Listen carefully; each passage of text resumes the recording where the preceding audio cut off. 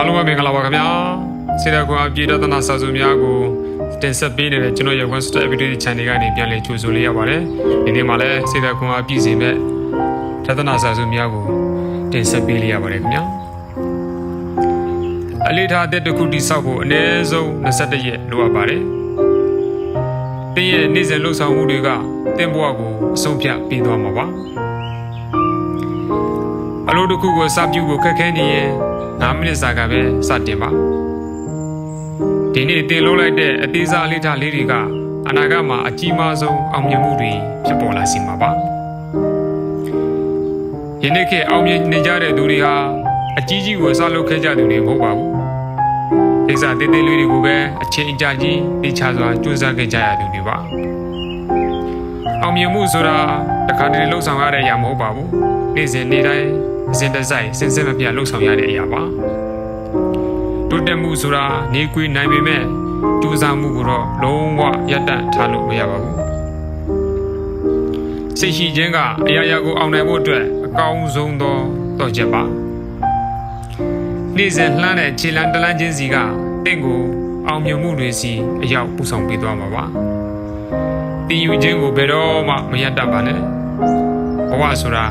နေ့စဉ်သင်ခန်းစာတွေပြီးနေလို့ပါအမှားတွေကိုကြောက်ရွံ့နေရင်သင်ဟာဘာအသက်တစ်ခုကိုမှစတင်နေတော့မှာမဟုတ်ပါဘူး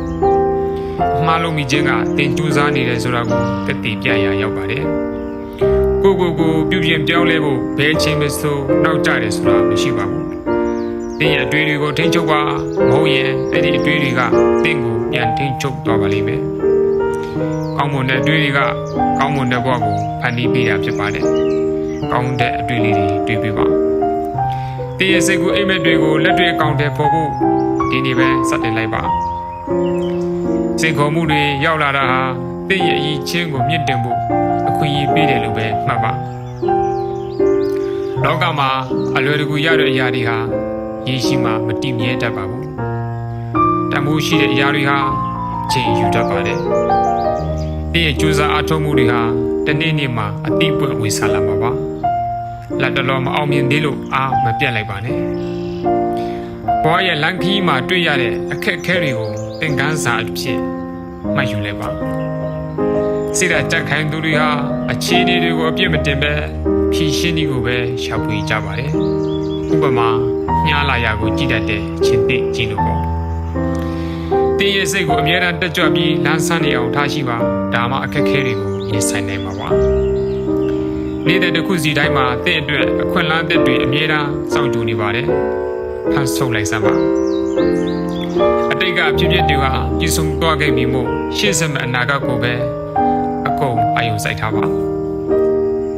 တင်ဟာတင်ဘဝရဲ့ကံကြမ္မာကိုကိုယ်တိုင်ပုံဖော်ဖန်တီးနိုင်တဲ့အရှင်သခင်ပါ